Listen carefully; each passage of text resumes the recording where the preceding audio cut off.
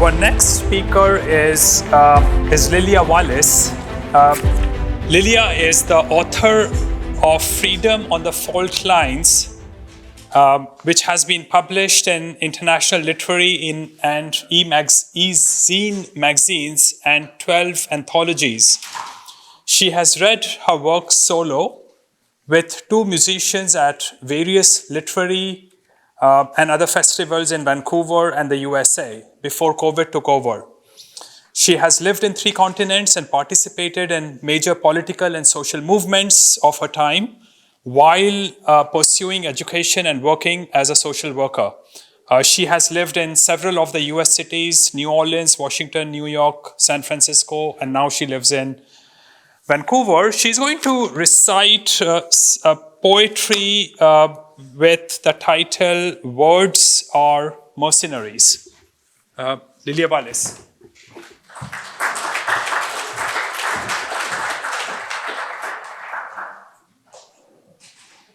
Thank you. I hope you can hear me. Can you hear me? Yeah. Okay. Because I like to walk around and I don't like to stand behind the screen. Well, I started thinking about my topic when I went down south to do civil rights in the 60s, and I read all the major books on slavery, on race, on the history of the South, and I was in Boston then, and I got some of the Bostonian Harvard, I had friends at Harvard, went to their talks, their information, and I went down south, like I had to throw out 90% of it. It was fiction, and that it's good. And in the South also, I listened to people who had been oppressed, and they wanted freedom, they wanted peace, they wanted equality, they wanted justice and equality, the 2 major things. And then I saw them when they got power, both in New York City and in the South, and they acted like anybody else. And so I came to the conclusion that nobody wants equality. Everybody wants equality with the people above them. Nobody wants equality with the people they consider below them. So, lots of fiction. And my definition of humanity is it's a fiction creating species. And you have to learn it. I had to learn it. Almost lost my life because of the ignorance. So anyway, here's my poem. Mercenaries. They will work for one side, then for the opponent. Often for both at the same time. They will do hit jobs and just as readily rescue. They know how to spread darkness so you stumble in the wrong direction. At other times they shine a light for you to see. They are good at stringing a line through each heart that's apart to connect them, and equally adept at dissolving blood ties and starting a war. They have no loyalty. Secret agendas guide them, for good or ill, they don't care which. Switching sides just when you begin to trust them, mercenaries. No denying it, that's what words are. So we're dealing with words here also. And why should you care? Why should you care? That words are often used to hide the real motives. There was a study I read years ago that said the best liars are the most educated. You know why? Because they're smooth. They know all the good reasons to get you on their side. I'm doing this for your good. You know, we're providing services that this community needs. And what do? They take in your grandparents, your sick children, and then they euthanize you. Canada is the number one country in the world to kill its grandparents, parents, sick children, sick human beings. A veteran, PTSD. Guess what he was advised? Oh, why don't you die? We'll kill you. Because that'll save money for the state, right? So there's the good words, justifying what it is the professionals want to do. I've worked with enough professionals. I know what they say, what they do, and what it really does to the people. So, why should you care? Because mercenaries are everywhere. They've been hired to do a job. Words are hired to do a job. It's marketing. It's just like on TV, they sell a drug that'll destroy your liver, your kidneys, and they say, oh, it'll heal you, and they show nature, flowers, and happy people running through the fields. Good luck if you believe them. Good luck. So, because words are everywhere, with your politicians are experts at this. Doctors are good. I've certainly known personally, we've dealt in social service with them. I know what they say privately. I know what they do privately and what they say publicly. Two different things. Lovers have sympathy for the people on the internet, dating and getting someone from another country that wants into Canada to come in. Oh, I love you. You're just the most wonderful person. Just could you send me a couple of $1,000? I'm just going through a bad time. I will give you back double. Yes, good luck to you.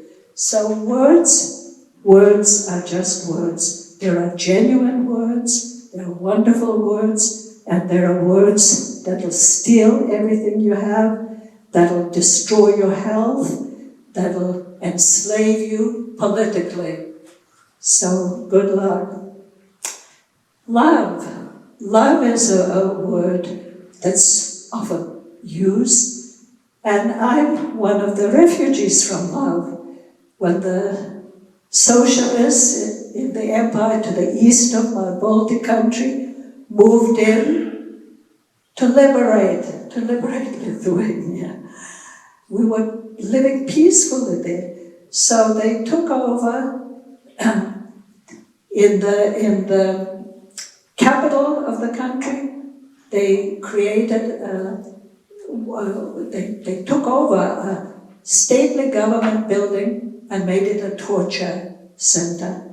So if you disagreed with Marxism, you disagreed with what they were doing, you were sent in to be rehabilitated by torture.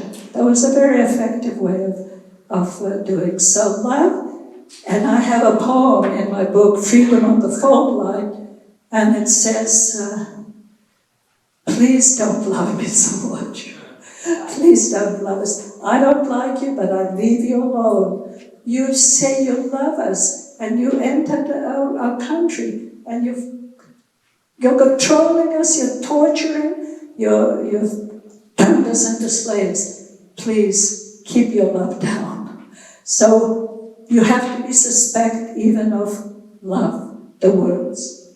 And we know that religions have exploited people. And they're very protected, and they use wonderful words. They are the spiritual people. I don't think so. And it's usually about money.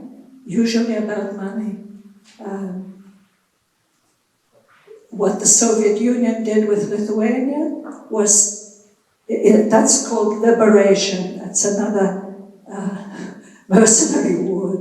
Liberation. They took the money of the working people of Lithuania and they helped to fund and sent them to Russia and helped to fund their space program. So liberation is great. And when we lived in Australia for a while, and when we wrote letters, we exchanged letters. The letters from Lithuania went through Moscow, and they blocked out anything they didn't want us to know. And when we sent letters through Moscow to Lithuania, to my relatives, way out of the way, they blocked out things they didn't want us to say. So there it is, words. Words are very powerful. Words start wars. So I like the equality thing because it's a very popular term now. Everybody uses equality. I belong to a literary group here, and the poets think they're spiritually superior to everybody else, but they all believe in equality. But they put down if people have political views that are different from them, if they see things, scientific things, differently from them.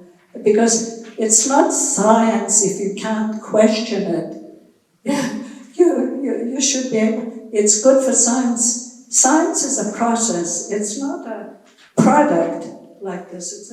It's a process. You think you found something useful and healing and good for the people, but it may turn out to be killing people. So you have to keep on reevaluating it. So with the equality, a lot of and they're all nice people. They're all nice people. They just, I think it's human nature to be fiction, to create fiction. So the ones that feel themselves spiritually superior, the poets are the centers of morality and ethics for a culture. I don't think so, but they express on Facebook. I'm on Facebook, and I like getting honest responses on Facebook, and they'll say, oh, this person disagrees, the things Trump is okay, or this, they should drop dead. They should drop dead. They should. I'm shocked. I'm thinking, okay, it's words, but words, you say them often enough, and they will change your brain. They will change the way you see things. So it's important that you don't take words as little doves, little birds flying, that they're real things. They're wishes, they're marketing for what they want, and it's not. Can't trust them. When I trusted, I was in I was in 3 grad schools, and having finished them, I did literature and I did social work, and having finished them, I thought, I can predict how our societies will function because I know what they're teaching the leaders, the future leaders. They keep saying, I think UBC says the same thing, come to UBC, we'll make you a leader of the people. No, leaders should earn their trust of the people. The universities shouldn't stamp them with their dogmas and release them into society and wreck society. So I think that when you don't look at what it is that people are saying, and I think it's good to keep an open heart, an open mind, that it's like I'm not married to any dogma. Even my opinion, there are people I didn't like, and as I got to know them, as I listened more to them, I saw another side. I changed. It's good to change your views because this is such a small organ, the brain, that we can't know everything, we can't understand everything. So it makes life interesting. that you're constantly taking in new information and you're changing your words, and you also recognize that people use the best words to get money, to get power. I think, was it Adler that said, the number one activity of human beings on this planet is seeking power over others. And I think if we can recognize someone in our circles who is seeking undue power over us, that we push back, that we identify how they use the words. You have to reevaluate how everything is used. So I'm just going to read the last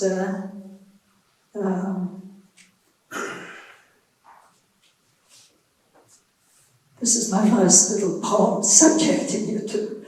But it's something no government will completely approve, but I think maybe it's a basic right. Off limits. It's dedicated to those who want to rule others. Off limits. What I think, how I feel, what I like, what reject. Who my friends are, whom I distrust, my safety line, how much I risk. Who I hire, who let go, it's my company. What I read, what I laugh at. What I fear, what I protect. My people's history, my children's future. Take back your threats and your decrees. Keep your prisons for thieves and killers. Release my brothers, free my sisters. Don't destroy what you don't understand. Thank you very much.